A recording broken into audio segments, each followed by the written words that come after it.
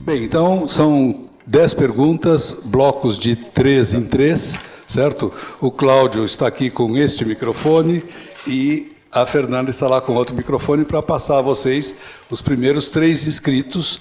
E eu gostaria de lembrar também que nós estamos tendo transmissão ao vivo, www.ia.usp.br/ao vivo, e o texto que foi anunciado aqui pelos ministros está à disposição no site do IEA também, certo?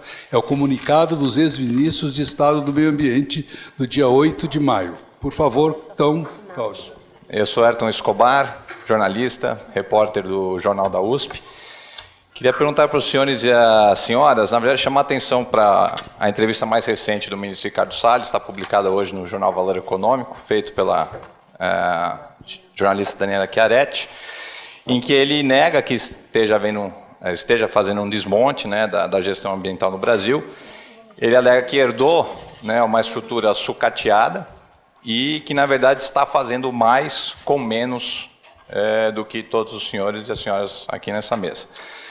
E, para justificar as decisões dele, ele usa um argumento que era muito usado quando ele era secretário aqui do Estado de São Paulo também, de que ele está optando por gestão. São decisões baseadas numa boa gestão, né? Então, eu queria que os senhores comentassem essa linha de argumentação dele, se ela tem algum fundamento de você privilegiar a gestão para fazer mais com menos recursos. Como é que os senhores e as senhoras veem isso, por favor? São 3 perguntas. A segunda pergunta já vai ser feita. Oi, Ana Carolina Amaral, Folha de São Paulo. Eu queria entender quais mecanismos jurídicos, vocês falaram em agir junto ao Judiciário, ao MP, qual forma de agir, se vocês já prevêem alguma, e também saber, vocês são de diferentes governos, diferentes ideologias, como que vocês respondem a essa retórica do governo que atribui tudo que foi construído até aqui a uma ideologia comunista, para além do negacionismo climático, né? Eu sou Felipe Domingues, do G1.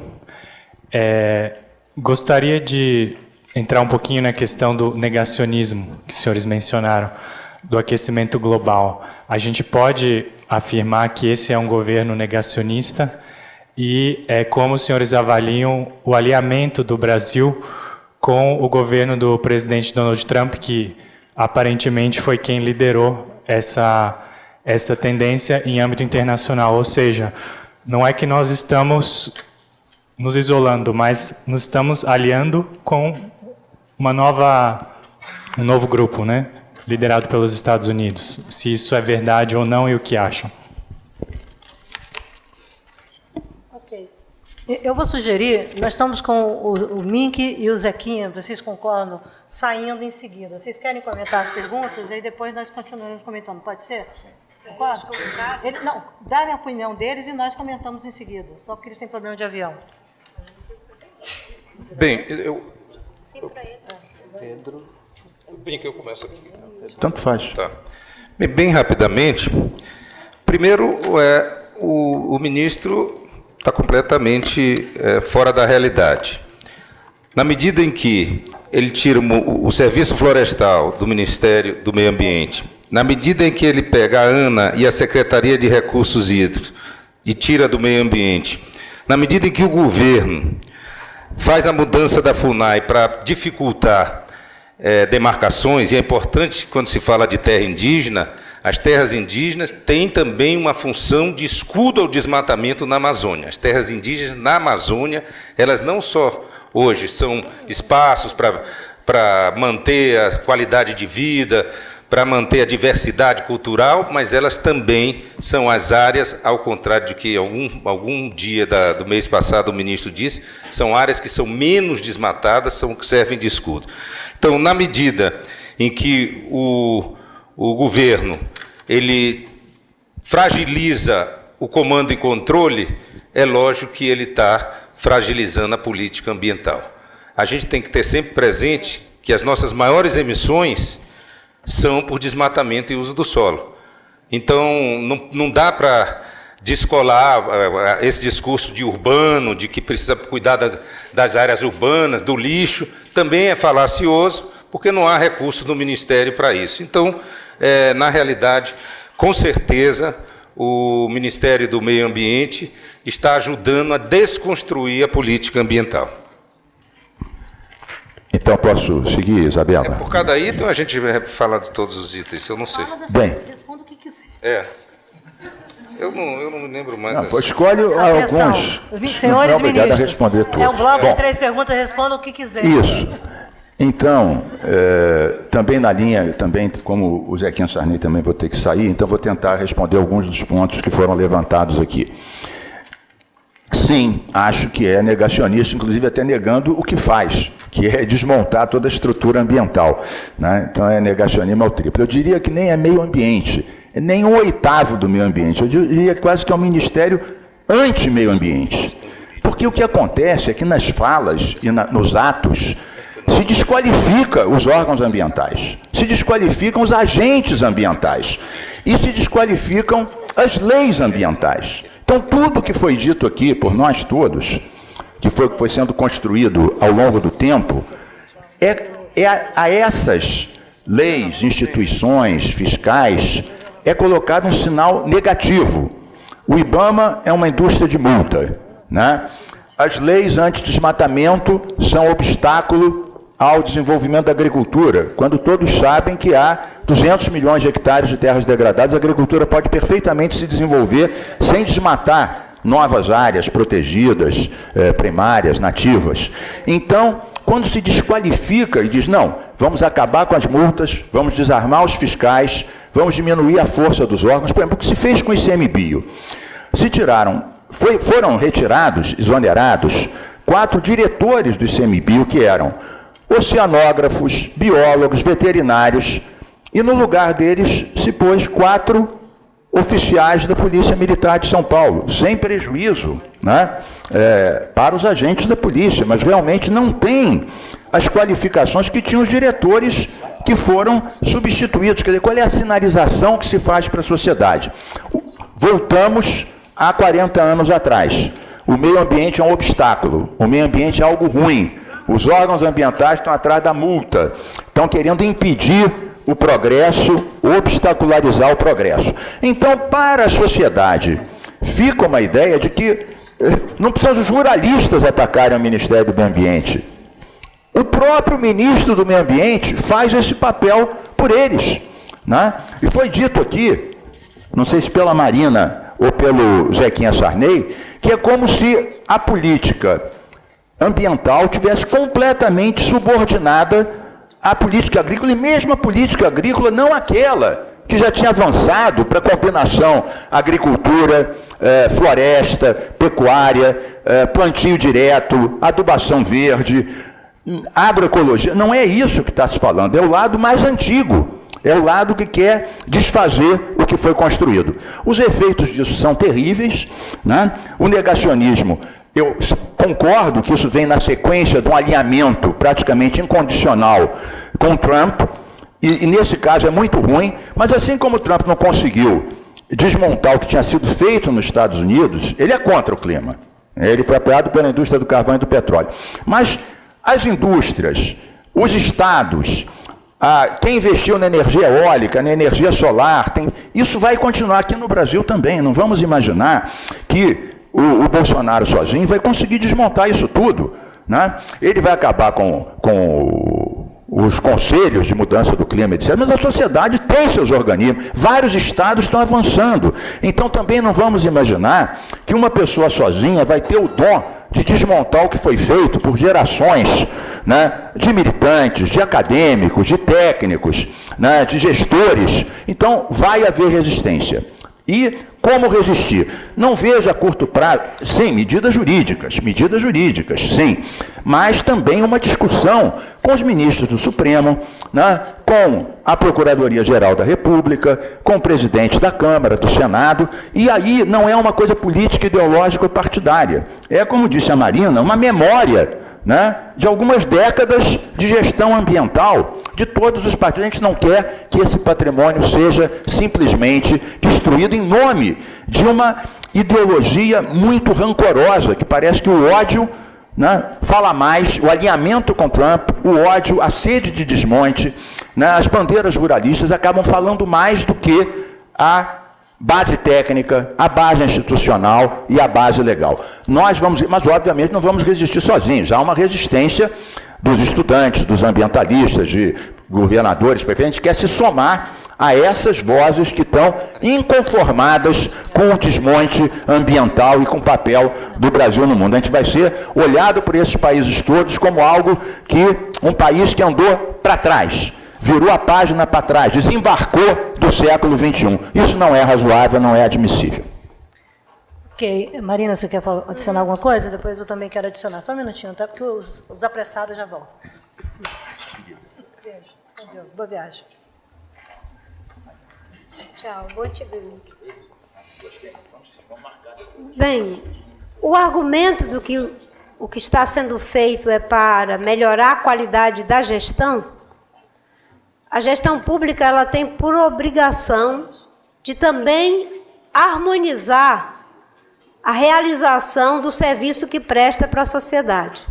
Se você, em vez de criar essa harmonia de forma independente, autônoma, dentro das dinâmicas do governo, você vai ter uma péssima gestão.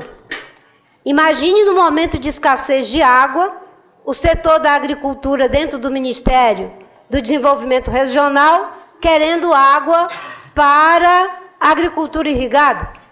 E a lei diz que a preferência é para a dessedentação humana e animal, para os usos que são emergenciais. Você põe órgãos que têm conflito de interesse, como é o caso da FUNAI, tendo a competência extraída para o Ministério da Agricultura. E o processo de judicialização vai ser muito grande.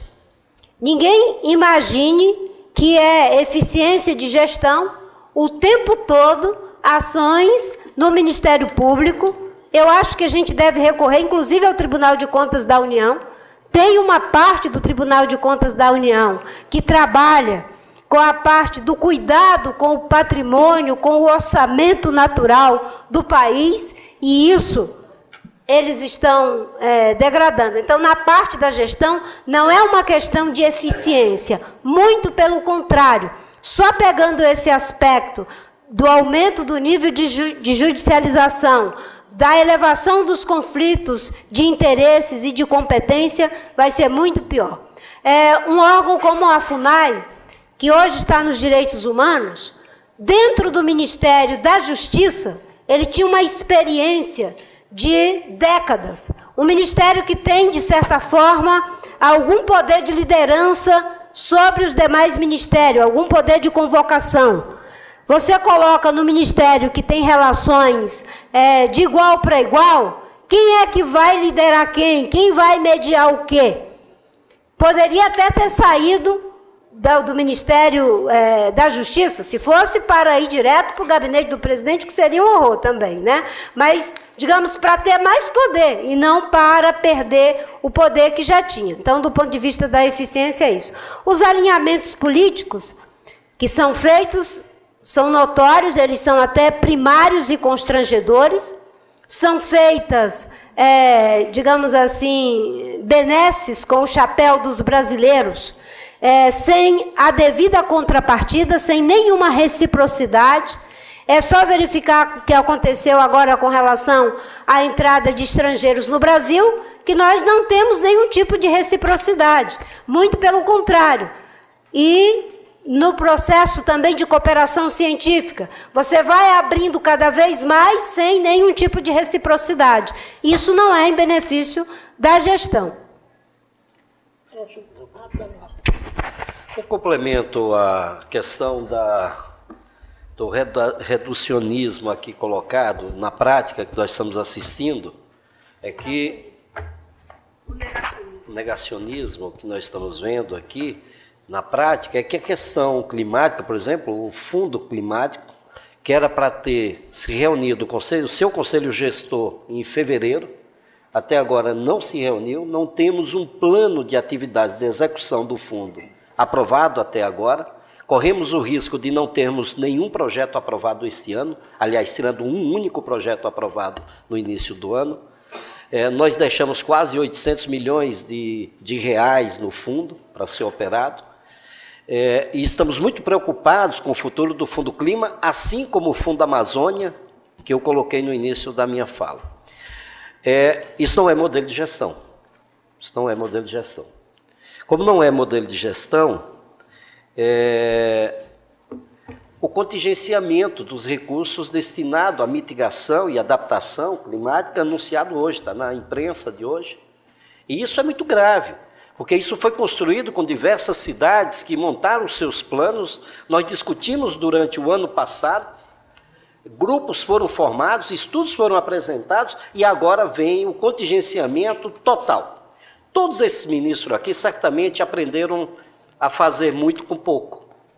E o que nós fizemos para driblar as dificuldades orçamentárias e financeiras do Ministério do Meio Ambiente ao longo da sua história, sei que ninguém conviveu aqui com muita fartura, foi a construção e a consolidação das parcerias, que é o que está sendo negado agora. Não há como o Ministério do Meio Ambiente, a área ambiental do governo federal, vencer nenhuma guerra sozinho, sem a construção com os estados, com os municípios, com a iniciativa privada, com a academia, enfim, com os diversos parceiros. E é essa parceria que está sendo negada agora. E eu, por último, questiono, nesse modelo de gestão, aliás, quero fazer aqui um complemento. Nós buscamos, nesses últimos anos, e eu sei que os demais ministros fizeram isso, nós buscamos formas de financiamento. Além desses fundos que nós citamos e outros mais, e diversas parcerias que aportaram recursos, nós aprovamos a conversão de multas que passou a funcionar como um funcionamento importante de financiamento de projetos ambientais. Pois bem, isso agora também está sendo negado. E, por último, o que fizeram com a educação ambiental.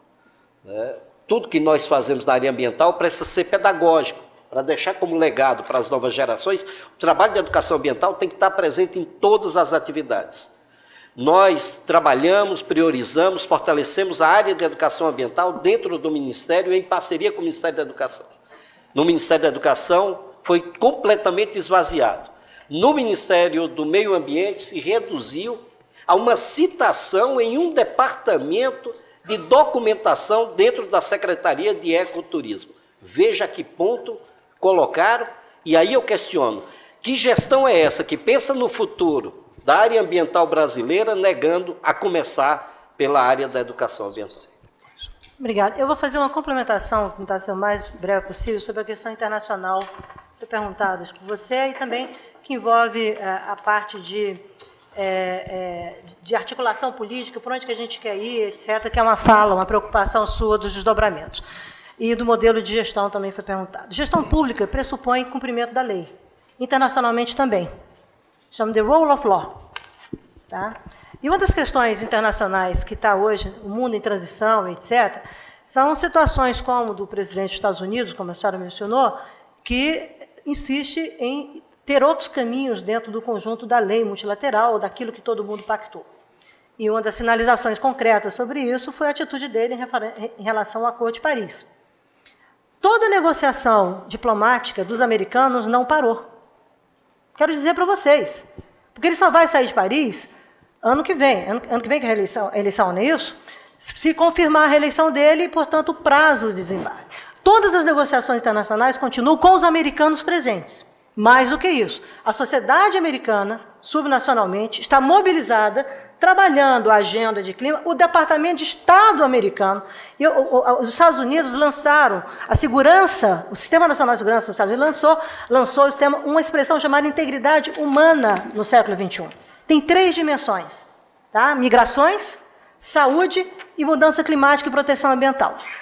Então, eu aprendi na minha vida pública, acho que todos nós aprendemos aqui, e eu sou funcionário de carreira, aposentado no Ministério do Meio Ambiente, portanto, há mais de 30 anos, 35 anos, 37 anos, sei lá, tantos anos, que na esplanada do Ministério não se faz bravatas.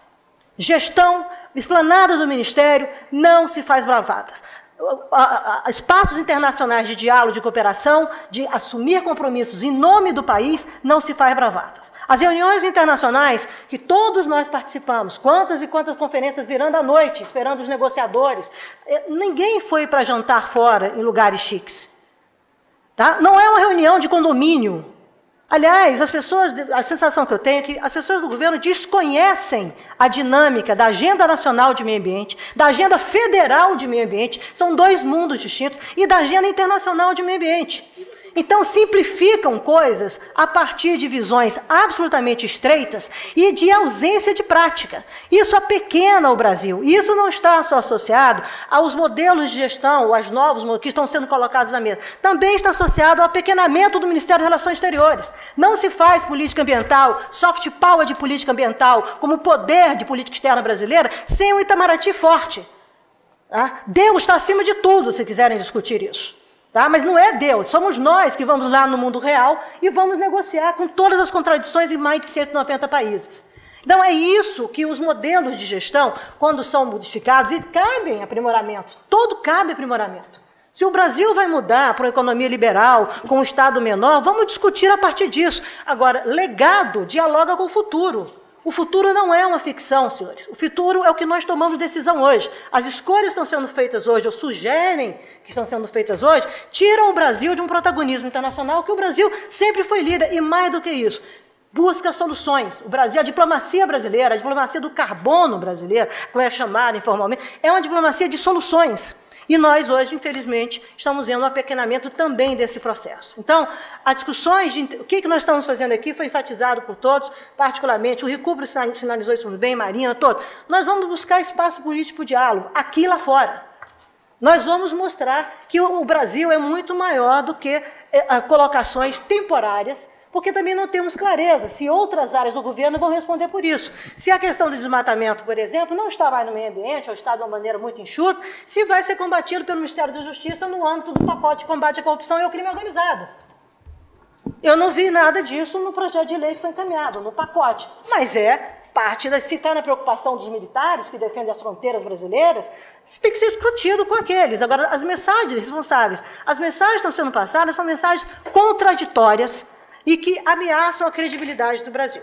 Tá? Então, nós temos que aprender a construir a partir das novas bases e não destruir a partir de visões, muitas vezes assimétricas, anacrônicas e fora de contexto da prática a respeito do legado que recebeu, ou que o governo recepcionou.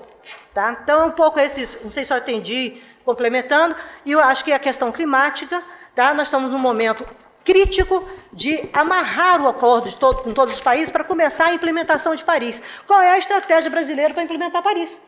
Estava calcado na implementação do Código Florestal, aquela turma que perdeu o Código Florestal, a disputa do Código Florestal, quer passar a régua e anistiar todo mundo, como está sendo discutida a medida provisória votada no Congresso recentemente.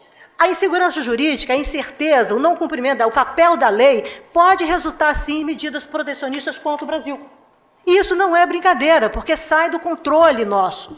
Tá? E eu acho que as pessoas sequer têm um domínio da jurisprudência do direito ambiental brasileiro e das consequências disso nos tribunais em relação aos direitos do cidadão, de todos os cidadãos, e os direitos da sociedade brasileira em relação ao meio ambiente, como está definindo a Constituição brasileira. Então, a sensação que eu tenho é que tem muito fio desencapado. Está com muito fio desencapado, e nós vamos buscar, que é o nosso papel político, aqui e lá fora, os espaços de diálogo para a construção de novos caminhos e dialogar também com o governo, se assim couber. Tá bom? Mais 3. Mais 3. Bom, por favor, então, próximo. Alô, alô. Oi, Alberto Gaspar, TV Globo. Falando de legado, né, falando dessa coisa construída e tudo, eu tive a oportunidade de fazer uma entrevista com o ministro Ricardo Salles recentemente, foi logo depois daquele manifesto ter sido divulgado de 600 cientistas na Europa, apontando problemas e fazendo um alerta para a comunidade europeia e tudo mais, né? E a respeito disso, o que ele me disse, assim, textualmente, foi o seguinte: olha, os europeus não têm nada para nos ensinar na medida em que o Brasil tem a mais avançada ou a melhor legislação ambiental do mundo. E que não tem, portanto, e temos as maiores reservas e tudo mais, né? Eu queria saber como é que as senhoras e os senhores interpretam isso, se de alguma maneira as senhoras e os senhores se sentem elogiados por isso, né? Já que tem talvez alguma participação nisso, ou criticados, né? Como é que se interpreta esse tipo de declaração, né? E uma outra coisa menorzinha que eu fiquei pensando aqui agora, esse grupo que, digamos, se constitui de maneira um pouco mais formal agora, já tem nome, não? Vai ter nome? Obrigado. Opa. Bom, bom dia. A gente está testemunhando aqui vários fatos, vários episódios sem precedente. Quer dizer, 7 ex-ministros se reúnem presencialmente para assinar uma carta, que na verdade tem 8 assinaturas, né? O Gustavo Krause, que não está aqui, com um teor igualmente inédito, contundente, com críticas consolidadas, bem contundentes, com sugestão de abertura para o diálogo e mudança de rota. Considerando o que o atual ministro já falou no valor, já foi mencionado aqui o teor da entrevista para Dani Chiaretti, não parece disposto a levar em consideração a proposta do diálogo de correção de rumo, a minha pergunta também vai nessa direção de método. A ministra Isabela falou, não, nós vamos abrir canais de interlocução aqui e lá fora para denunciar problemas, etc. Mas esse grupo vai ter pessoa jurídica, vocês pretendem dar liga a movimentos que expressem, porque isso tem...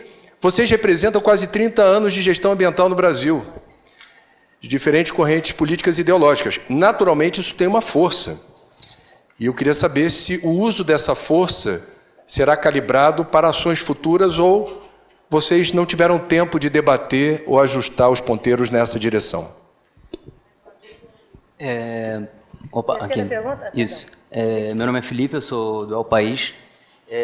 Eu queria perguntar concretamente sobre o decreto 9760, que foi assinado em abril pelo presidente, que ele cria uma espécie de núcleo de conciliação no IBAMA e também ele muda algumas regras que foram regulamentadas em 2017 para conversão indireta de multas. Eu queria saber em que ponto isso afeta o IBAMA, se isso é uma forma de neutralizar o IBAMA e se esse núcleo de conciliação cria uma burocracia extra para o IBAMA, que não vai... E também gostaria de saber de que forma organismos internacionais como a União Europeia podem ajudar nessa resistência, né, nessa batalha. Obrigado. Ok. Por favor, quem gostaria, ministros? Marina, vai começar? Zé Carlos? Zé vai começar. Zé, por favor.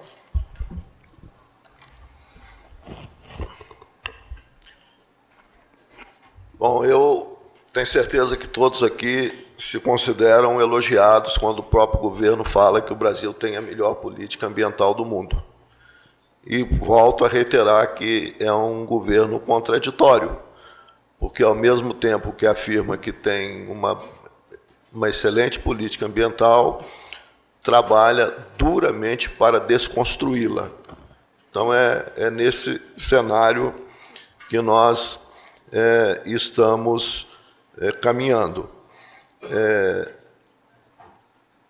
Eu acho, e vou voltar ao ponto, né, que além de fazer as críticas que estão sendo colocadas aqui, todas construtivas, nós temos que insistir no apelo ao diálogo, porque o Ministério do Meio Ambiente, no mundo inteiro, a gestão do meio ambiente é, por natureza, gestão de conflito. São conflitos que estão instalados no seio da sociedade. Então, se você não cria mecanismo de gestão de conflito, a gestão do meio ambiente ela se torna uma gestão de crise permanente. Então, o Brasil é reconhecido porque tem um modelo de gestão colegiada e participativa através do CONAMA, do Conselho Nacional de Recursos Hídricos. É uma obra que foi construída ao longo de todos esses anos, que permite que esse diálogo possa ocorrer de maneira mais adequada. Então, quando se menciona a Europa para dizer que nós não precisamos, porque nós já temos a melhor política, ora, por que então não aprimorar e manter a política? Essa é uma questão que fica no ar e só quem disse poderia... uma crítica pelo excesso. Sim. Você pode ter sido irônico. Pode ter sido irônico, né? Por suposição. Não é? Mas eu acho que não. A Marina já mencionou aqui que nós tivemos as menores taxas de desmatamento na gestão dela, depois ampliou com a gestão da Isabela, e o agronegócio continua subindo. Então, eu volto rapidamente no ponto conceitual, quando eu menciono que aqui nós não podemos entrar num antagonismo, num dilema falso de meio ambiente e desenvolvimento, né? Isso é uma coisa vencida. Até porque, quando nós falamos, é um exemplo que eu gosto de dar, porque para levar a questão para o senso prático. Quando nós falamos da conservação das florestas, e aí é floresta, biodiversidade, água, né, e solo, nós estamos falando de um conjunto de recursos naturais que não existe separadamente na natureza. Nós não estamos falando de uma questão meramente ecológica, que normalmente é o debate feito na própria academia e na própria mídia. Quer dizer, nós temos que proteger isso porque isso é ecologicamente importante. E esquecemos de dizer que é tão importante também do ponto de vista econômico, por uma questão muito simples que vocês vão perceber. É possível fazer agricultura sem água e solo? Ora, então se você adota políticas de destruição de água e solo, você está destruindo a prosperidade futura do agronegócio. Você está destruindo a prosperidade futura do país. Então, é esse tipo de antagonismo que está sendo criado, que é um falso dilema, com viés ideológico, no meu entendimento, que leva a esse tipo de questão que está sendo mencionada. Sobre o nome do grupo, nós ainda não tínhamos imaginado. Nós estamos aqui num primeiro passo, como diz o ministro Recupero, num ponto de partida, né? Não só como ex-ministros, mas como cidadãos e cidadãs brasileiros.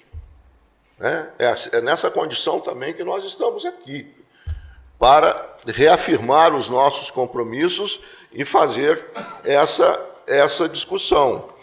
Né? O André menciona os canais de interlocução. Nós estamos aqui abertos à interlocução. Né? Ainda que a matéria de hoje possa inibir, mencionar uma certa inibição dessa possibilidade, mas eu acho que nós temos que apostar no diálogo, nós temos que apostar na possibilidade de ter uma interlocução que possa não defender o status quo, porque eu pessoalmente quero deixar isso aqui claro. Né? Duas coisas que eu quero deixar claro aqui. Primeiro, reconheço a legitimidade do governo. Então, não tenho nenhum... Isso, para mim, é uma questão fundamental. Reconheço a legitimidade do governo. E é por reconhecer a legitimidade do governo que eu me sinto mais ainda com responsabilidade de fazer o que nós estamos fazendo. Porque, se você vai na linha que nós estamos percebendo e fala que não está tendo desmonte, como é o da matéria, eu já acho que não precisa repetir, porque ficou claro aqui as várias decisões que estão sendo tomadas e que demonstra claramente que está tendo um desmonte. Eu acho que nós vamos ter problemas sérios no futuro em relação a questões de judicialização. Esse é outro ponto que eu queria trazer aqui.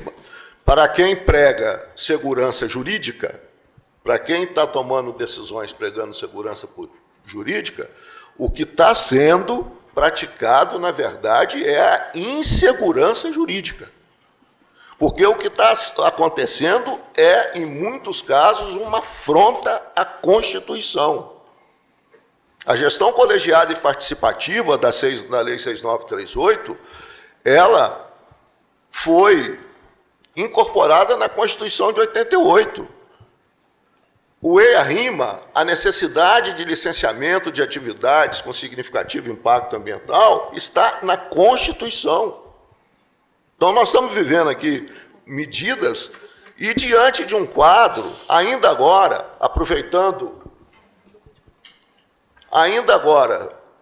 ainda agora, aproveitando uma carona numa medida provisória que está no Congresso, estão querendo alterar a lei florestal, né, duramente, todo mundo acompanhou aqui os antecedentes, ainda para abrandar muitas outras coisas. Vejam bem, o Congresso está querendo alterar uma lei florestal cuja constitucionalidade foi decidida recentemente pelo Supremo Tribunal Federal. Então é nesse quadro que nós estamos, inclusive decidindo contra, o Supremo decidiu a constitucionalidade contra apelos de segmentos expressivos dos ambientalistas. Dos ambientalistas, em tese, decidindo a favor das pretensões do agronegócio. E ainda assim, essa questão volta a ser colocada. E, por fim, a questão do núcleo de conciliação, que é uma iniciativa, no meu entendimento, porque os que conhecem essa engrenagem, quando fala que tem indústria de multa, eu mencionei na minha abordagem inicial, se você tem uma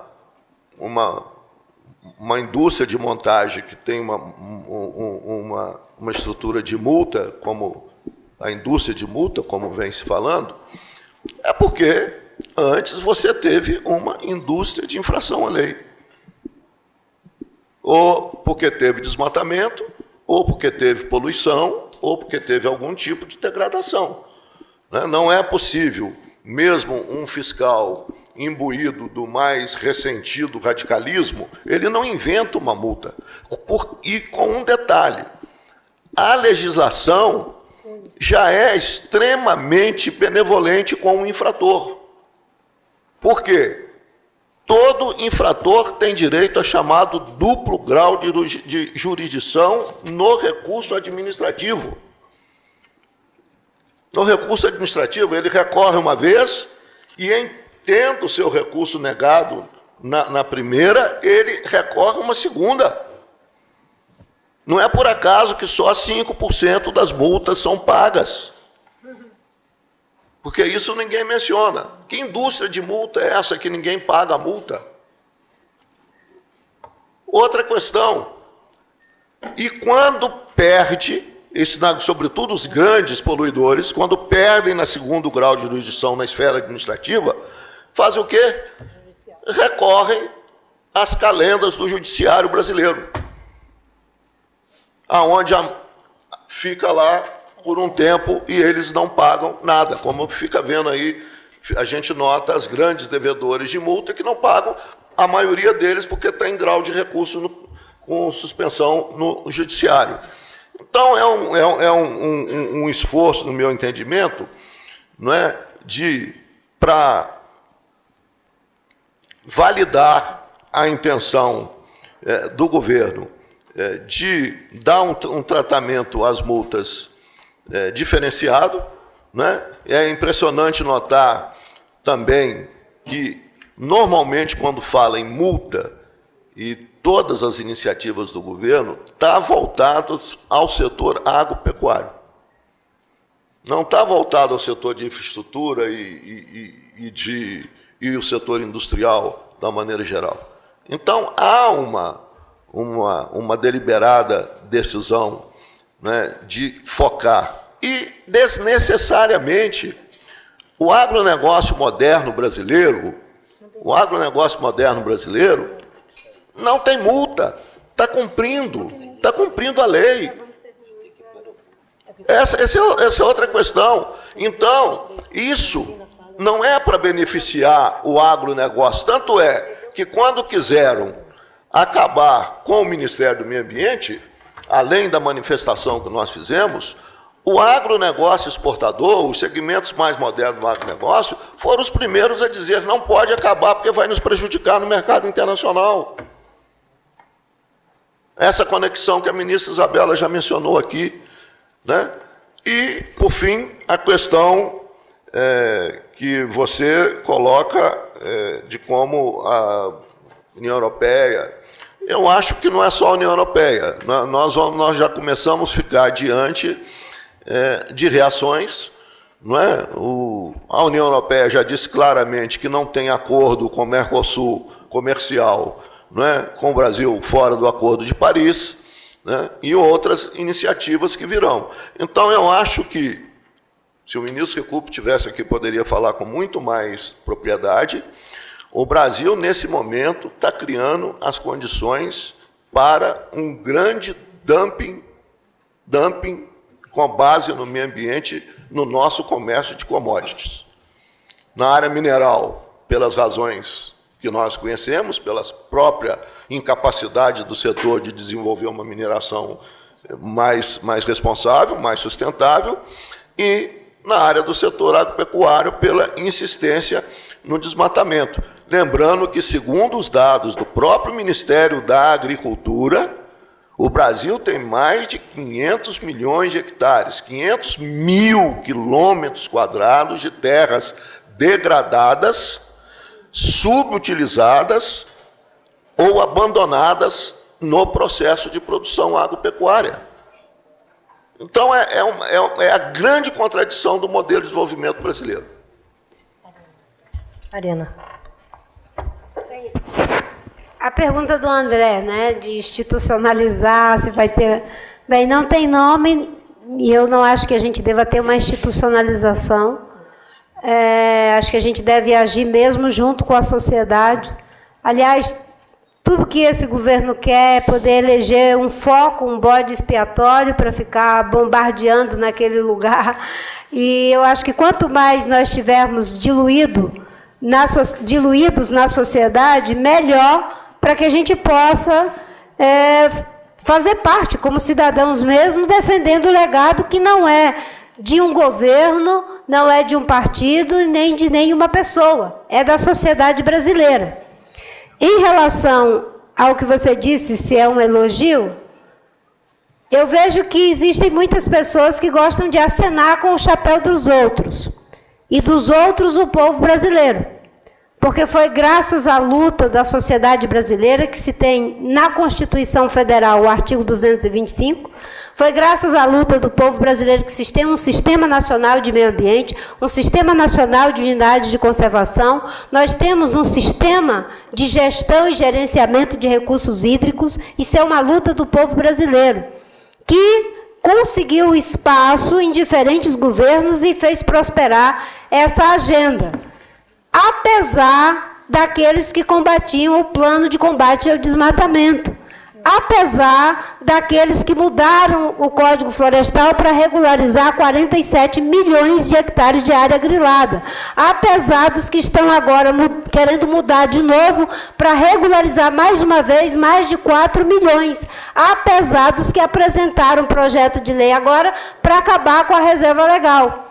Então, o que nós temos como resultado, que é exibido como sendo o país que mais protege, que, portanto, não tem que receber lição de ninguém, certo? Nós estamos reivindicando o seguinte, nem quer receber lição e quer dar uma péssima lição, porque nós tínhamos uma agenda que prosperou e que fez com que o Brasil conseguisse algo inédito, reduzir desmatamento em 80%. Não vamos nos esquecer que chegamos a um ponto em que foi para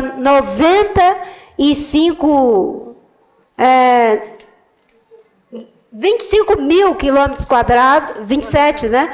Que foi em 95, veio a medida provisória do Fernando Henrique, que aumentou a reserva legal de 50% para 80%, teve uma pequena queda, depois voltou de novo, veio o PPCdão, o Plano de Combate ao Desmatamento, e só rapidamente, para cair desmatamento, para hoje se dizer que é o país que mais protege, foi preciso colocar 725 pessoas na cadeia, fazer 25 grandes operações da Polícia Federal, junto com o IBAMA, criar o Instituto Chico Mendes, o Serviço Florestal Brasileiro, fazer com que se tivesse a apreensão e destruição de equipamentos, em alguns casos específicos, não são em todos os casos, com que se vedasse o crédito para desmatadores, com que se aplicasse multa para quem desmatava ilegalmente, para quem comprava, para quem transportava, e se vedasse o crédito para que esse resultado nós alcançássemos agora. Apesar de que esses que hoje usam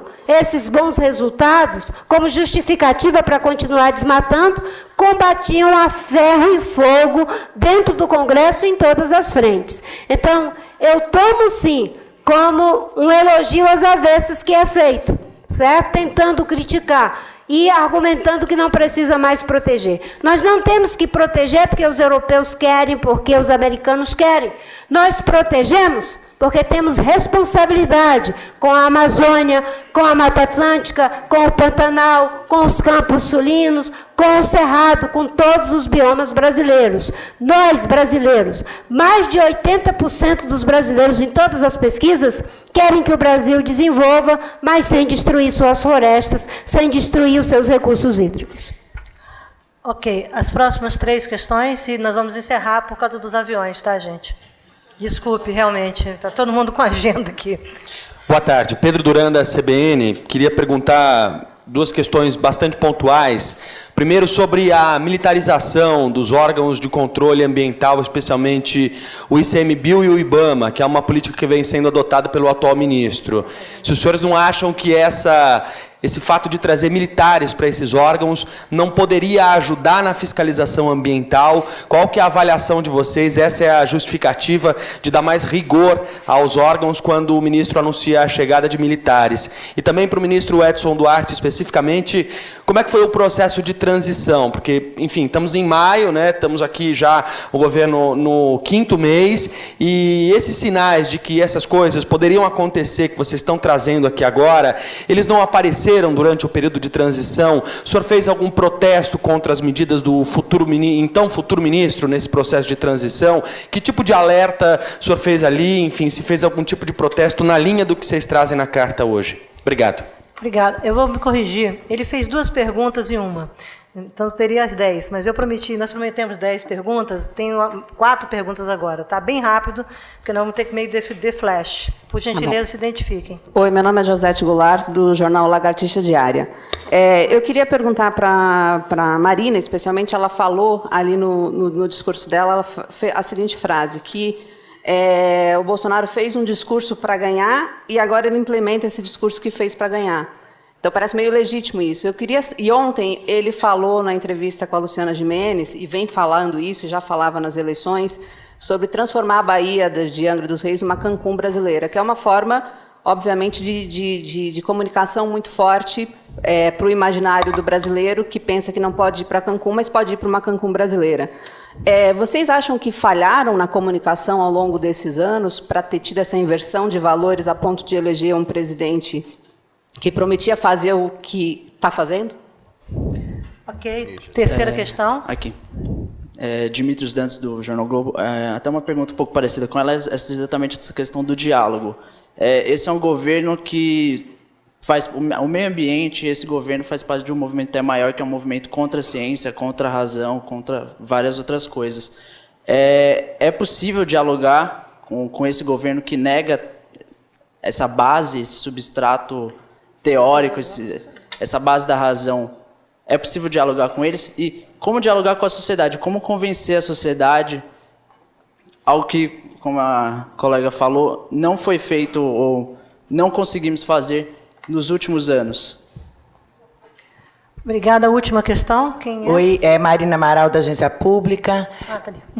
Eu queria perguntar para vocês se nessas articulações que vocês estão fazendo, nesse diálogo com a sociedade civil, vocês estão procurando também os movimentos sociais, as comunidades quilombolas, os indígenas, já que a gente tem uma grande possibilidade de, se espera em todo lugar, um aumento dos conflitos no campo, um aumento da violência no campo, principalmente depois que o presidente Bolsonaro defendeu o direito dos proprietários de atirarem nos que eles considerarem invasores, né? Porque aí a gente também tem que ver que a maioria dos conflitos acontecem em áreas de disputa, em áreas onde a regularização fundiária é insuficiente. Então, eu queria saber se esse grupo vai fazer algum tipo de articulação com o Comitê dos Defensores dos Direitos Humanos, com os movimentos sociais, movimentos de base, inclusive para levar um pedido de proteção para os organismos internacionais. Ok. Como nós estamos indo para o final da coletiva, Edson, vou começar com você, que cada um faz as suas ponderações, responde e faz as ponderações finais o mais objetivo possível. Tá bom? Bom, Duran,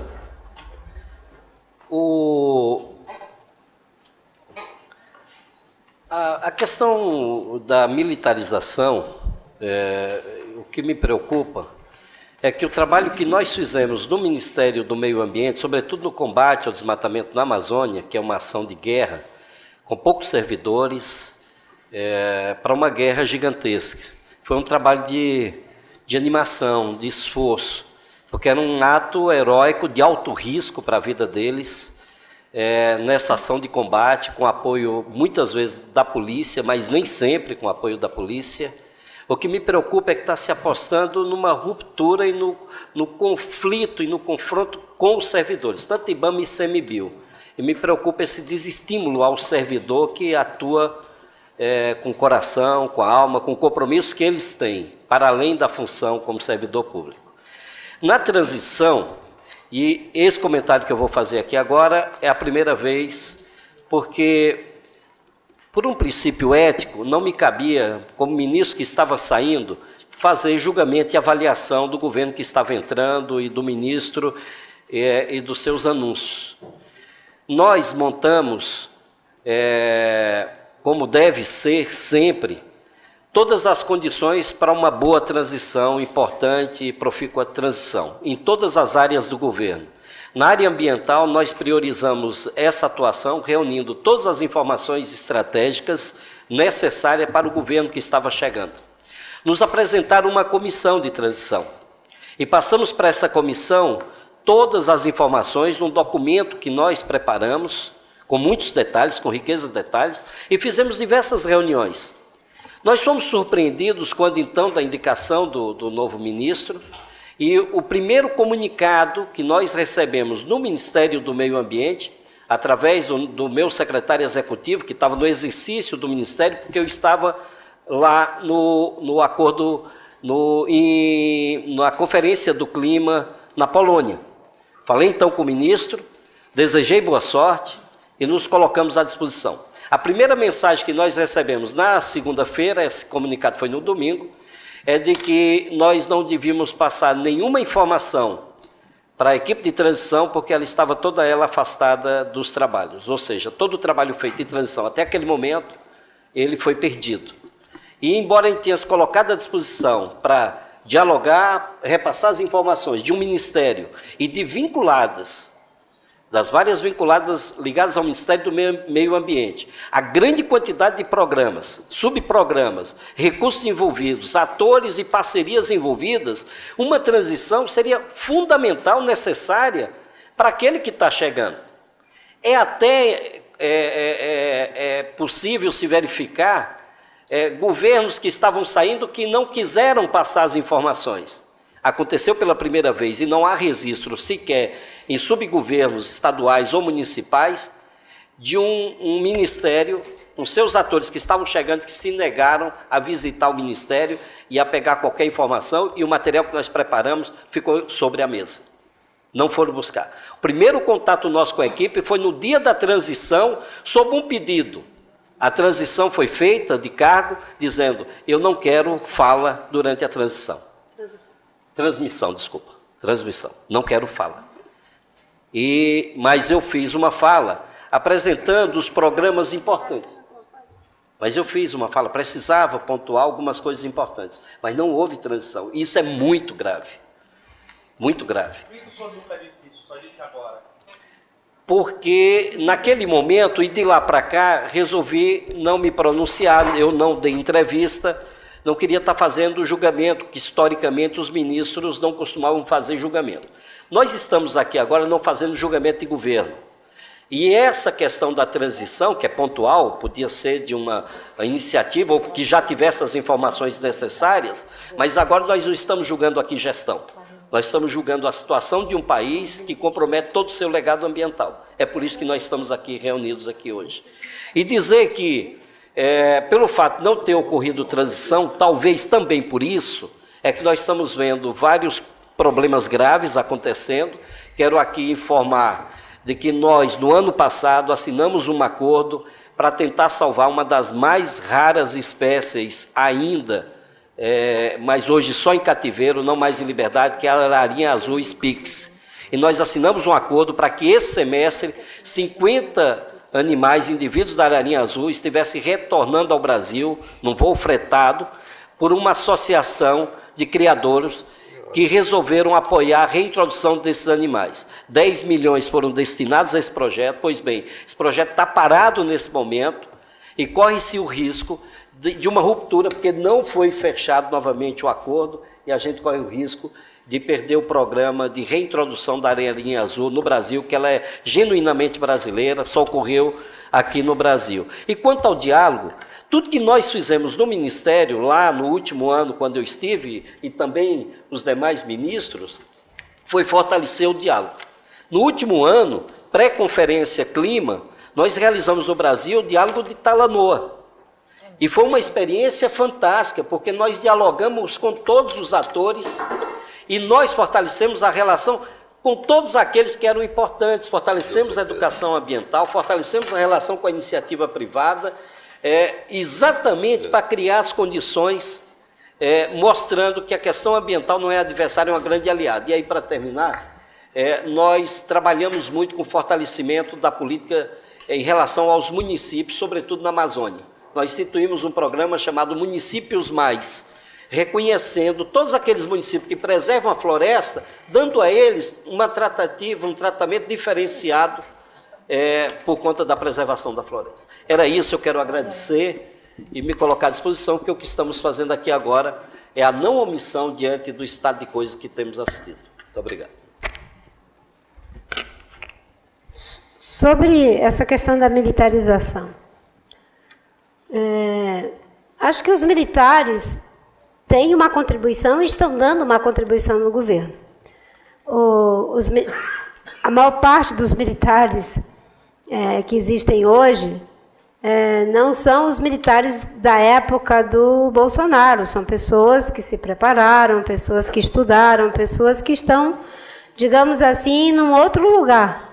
Que, por incrível que pareça, enfim, quando eu digo incrível que pareça, os 30 anos de ditadura que tivemos, não é? Hoje funciona quase que como um polo moderador de vários absurdos, como no caso da Venezuela, talvez tivéssemos uma guerra, se não fosse ali o papel dos militares chamando ao bom senso, só a título de um exemplo. No entanto, potência sem o conhecimento da agenda não é o caminho. Porque você pode muito bem colocar um militar, mas ele não entende da agenda. E se ele não entende da agenda, ele não terá como impor absolutamente nada que seja eficiente em benefício do serviço público, porque não é essa a agenda para o qual ele está capacitado. Eu mesma, quando fui ministra do Meio Ambiente, a minha equipe trabalhou muito em parceria com o Exército, por exemplo. O pessoal do COTÉ nos ajudava muito em todo o suporte logístico das operações que nós fazíamos do IBAMA e da Polícia Federal. Nos deu todo o suporte logístico no caso e ajudou muito no caso do incêndio de Roraima. Você tem que estar orientado por quem entende da agenda, ou quando você diretamente entende. Me parece que no caso do ICMBio não é o que está acontecendo. É simplesmente uma substituição de pessoas que entendem da agenda, do mérito das questões, por pessoas que vêm de uma outra realidade, não necessariamente aquela da gestão das unidades de conservação. O diálogo pode ser feito de muitas formas. Eu acho que o melhor diálogo é aquele que vai calçado pelas demandas da sociedade. Acho que no ponto em que chegamos, só é possível apresentar uma agenda se for legitimada pela mobilização da sociedade, e não como ação individual de uma ou outra pessoa. Porque você vai ser, pelo visto, né, se todo esse legado de mais de 40 anos está sendo tratado como se tivesse que ser varrido da história do Brasil, o que se pode fazer individualmente? Acho que quem vai abrir diálogo ou não chama-se sociedade brasileira.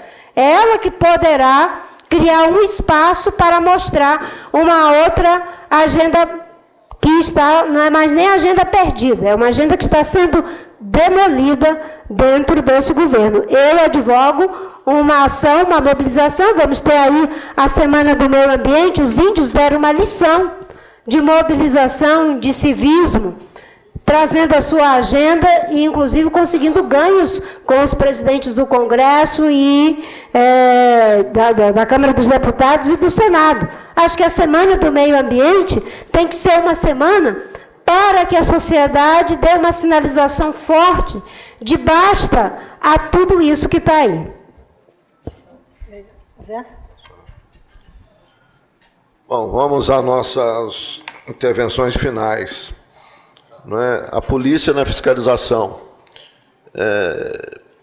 Há uma questão que precisa de ser mencionada, porque no âmbito do Sistema Nacional do Meio Ambiente, o papel vital de fiscalização nos estados é feito no âmbito das polícias ambientais, e faz um belo trabalho. Então, é preciso de colocar essa primeira questão, porque nós temos um contingente de policiais ambientais em vários estados que prestam um extraordinário serviço.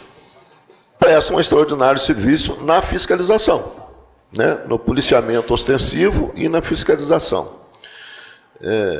E é interessante, porque eu tenho que repetir a contradição intrínseca do governo. Porque, ao mesmo tempo que você esvazia ou procura esvaziar a fiscalização civil, inclusive com proposta de desarmar os agentes públicos e armar os infratores, é disso que nós estamos tratando? Você tem uma proposta para armar os infratores e desarmar os agentes do Estado na área ambiental. É, no mínimo, contraditório, que você substitui o policial civil, o fiscal civil, por um policial militar, embora eles tenham esse papel. Mas o meu ponto, acompanhando o raciocínio da Marina, é que são excelentes quadros profissionais treinados para a fiscalização, mas não necessariamente excelentes quadros treinados para a gestão das áreas protegidas, para a gestão das unidades de conservação. Então, esse é um ponto que tem que ser claramente considerado. O outro tema colocado aqui, recorrente na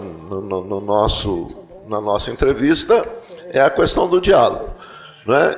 Nós renovamos a nossa disposição de dialogar com o governo, quero reiterar, de dialogar com o governo, de dialogar com a sociedade, dialogar com o terceiro setor, dialogar com as entidades de classe do setor produtivo, porque também é uma questão importante, com o setor financeiro, com os segmentos modernos da economia brasileira, porque não é razoável imaginar que os setores mais modernos da economia, sobretudo aqueles que estão envolvidos numa economia de mercado global, não estejam incomodadas ou preocupadas com esse quadro que nós estamos vivendo.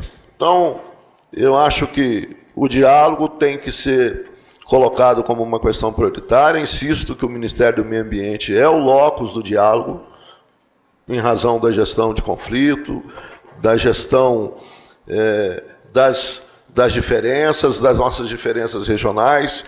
É muito complexo, todos que tiveram aqui viveram essa realidade. A gente não se dá conta da complexidade da gestão pública no Brasil. Nós somos uma república federativa, não podemos esquecer isso. Tem o papel dos estados, tem o papel dos municípios. Nós somos uma república absolutamente assimétrica, né, entre as diferenças dos estados, realidades absolutamente distintas.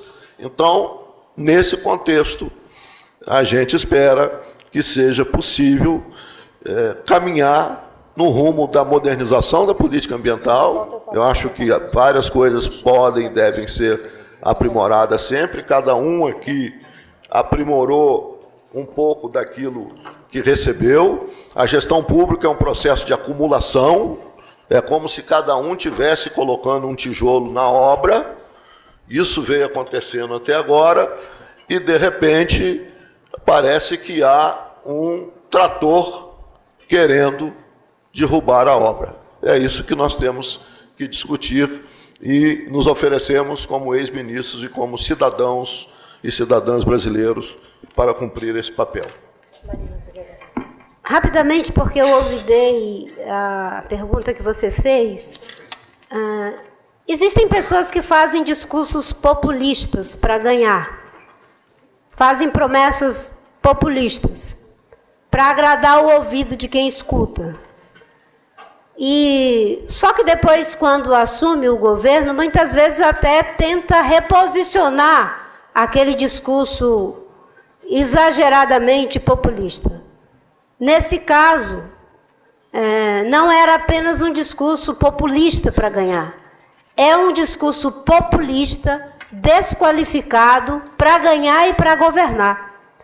Porque é correto e legítimo que se faça um discurso justo e correto e se cumpra quando ganha.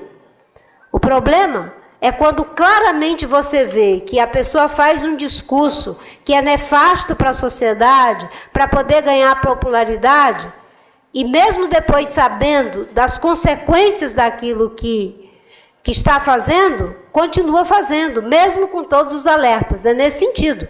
O justo é que a gente pague o preço, que a gente diga aquilo que é justo e correto para a sociedade, mesmo correndo o risco de perder.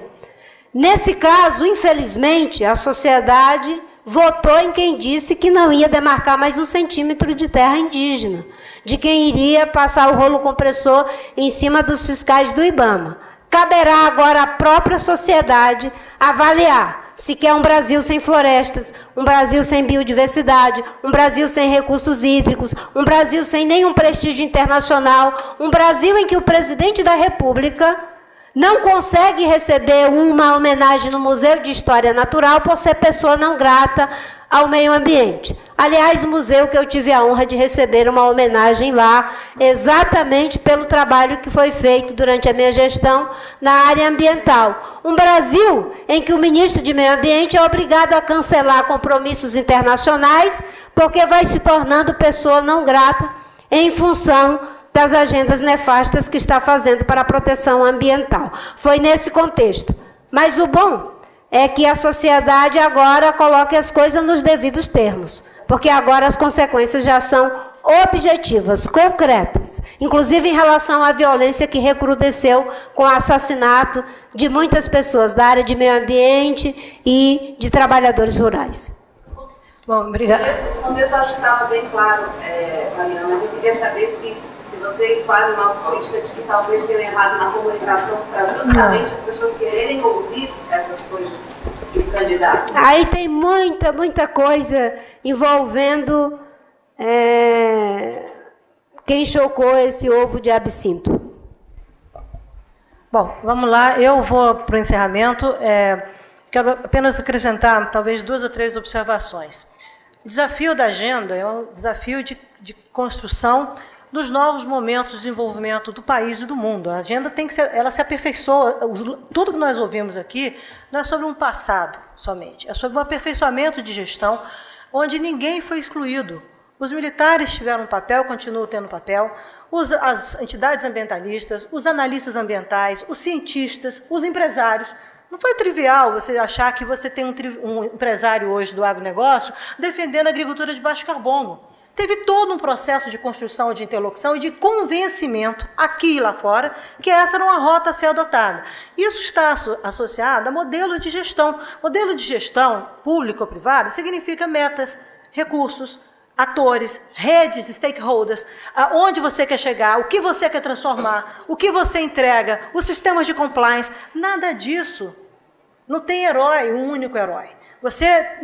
Só na minha época, eu me lembro que eu fiz 26, eu chamei de 26 agendas bilaterais na esplanada do Ministério. Eram 26 interlocuções com diferentes ministros para entender a demanda e tentar construir soluções em cima daquilo. Um exemplo fácil, fizemos o protocolo de Nagoya, o acesso a recursos genéticos, construímos lei, não sei o quê, e não saiu a ratificação até hoje do protocolo. Uma coisa que beneficia a agricultura brasileira. Foi construído com todo mundo, o setor de químicos, cosméticos, agricultura, alimentares, medicamentos, todo mundo construiu. O setor privado entrou, falou, queremos. O Ministério da Fazenda queremos, aprovou-se. Fez regulamento, briga com o índio, não é o ideal, começa a pagar, faz o protocolo internacional, derrotado, o Brasil vai lá, rouba a cena e faz o protocolo de Nagoya em cooperação. Chega aqui, a ala mais conservadora bloqueia, e o Brasil hoje não faz parte do grupo de megadiversos dos países que cuidam de acesso à recursos genéticos do mundo. O país que detém a maior diversidade biológica do mundo. Aí a gente quer desenvolver uma economia em cima da indústria 4.0. Olha, eu acabei de voltar do Japão e da China, já está na indústria 5.0. A gente está indo para 2,5, se bobear. Tá, ok? A passos largos para o século XVIII. O mundo está indo numa velocidade monumental. As cidades no mundo, o desafio das cidades resilientes, acabei de estar com o Ban Ki-moon, a nova imagem da Ásia, como é que os asiáticos estão trabalhando isso, como é que a Índia está trabalhando isso, e nós estamos discutindo como se fosse algo excludente. Um dos aspectos é resiliência, o outro aspecto é biodiversidade urbana, proteção, qualidade de vida, o outro aspecto é vulnerabilidade climática, adaptação. Ninguém está negando, as pessoas estão construindo a partir de um mundo que está em transformação, numa velocidade sem precedentes. O negacionismo, essa visão míope de mundo e de Brasil, perseguido por ideologias, muitas vezes, que não cabem, porque não é isso que a sociedade está querendo. Tá? E isso se retrata politicamente, inclusive, no apoio. E a gente aprende na política, aprendemos a política duramente. Muita gente que ganha eleição não sai com aprovação popular. Aliás, basta ver. Vamos ver os números. Tá? E ganhou a eleição, e não é porque tem tentado errar o tempo inteiro. Então, eu acho que o governo, a sociedade brasileira, o Congresso, o Ministério Público, quando lançou nova manifestação contra o desmonte do Código Florestal, uma nota contra o Ministério Público, nova nota, sinalizando o seguinte, vamos conversar para construir um Brasil mais justo e um país que tem o dever de lidar com as suas desigualdades e assimetrias. A gestão ambiental precisa ser modernizada? Precisa. O licenciamento precisa ser modernizado? Precisa, mas não é flexibilizado para afrouxar, é para criar condições de fazer bem. Ou então continuaremos tendo os Brumadinhos, Marianas e outras coisas da vida. É isso que vai acontecer. Tá? Então, não é gritando contra todo mundo, é gritando para que todos se juntem para construir o país que nós queremos. É assim que está acontecendo no mundo, as transições estão todas colocadas, tá? E o Brasil não pode estar fora disso. Como eu disse antes, e vou enfatizar, para mim, a sustentabilidade, e eu participei antes de 92, mas desde 92, é a nova expressão do humanismo nesse novo século. Nós não podemos apequenar essa agenda, muito pelo contrário. Tá? E o governo, seus interlocutores, nós vamos buscar os diálogos. Agora, se não quiserem dialogar, a gente vai dialogar com a sociedade, vamos dialogar internacionalmente, mostrando que o Brasil vai muito além do que o governo está preconizando por alguns. Tá? Porque o governo também é muito mais do que isso. O governo tem instituições fortes, funcionários de carreira, e não existe. As pessoas estão insatisfeitas, as pessoas estão colocando que não está funcionando, as pessoas estão dizendo, pelo amor de Deus, como é que isso funciona, como é que os cargos são preenchidos. Eu não estou tirando o mérito de ninguém participar, mas tem que conhecer a agenda, senão poderão lidar com passivos muito grandes depois da gestão pública. Todo mundo sabe que o day after da gestão pública requer você ter realmente condições de manejar a administração pública, do Tribunal de Contas da União à Controladoria Geral da União, ao Ministério Público. Tá? E eu sei o que quer deixar uma gestão com mais de iniciado o 7º ano, com um grau máximo de gestão de eficiência pública conferida por esse órgão de controle todos. Então, não é trivial, não se faz bravatas com aquilo que é o ativo do desenvolvimento e da identidade de um povo. Nós temos que juntar, não polarizar e dividir. As nossas diferenças devem nos juntar e não nos separarmos. Essa eu acho que é a mensagem clara, é uma mensagem de diálogo. Nós não estamos criticando a A e B, nós estamos olhando a gravidade da situação que se anuncia, que está posta, e estamos buscando como é que nós, como sociedade, podemos contribuir para um Brasil melhor e um Brasil mais sustentável. E que o Brasil, como diz a nossa nota, não só no desembarque do século XXI, mas no desembarque de si mesmo. Né? Essa identidade que é tão diversa e tão importante do povo brasileiro. Então, muito obrigada a todos pela adiantada hora. Lamento, mas nós temos que mitigar a nossa pegada de carbono, plantando árvores, porque não vamos pegar avião, entendeu? Mas, efetivamente, muito obrigada ao IEA, Zé Pedro, a você, ao Saldiva, acolhida, mais uma vez, tão amiga nesse ambiente, e aos jornalistas que estão aqui fazendo uma dieta assim rígida de low carbo, não low carbon. Muito obrigada a todos, boa tarde.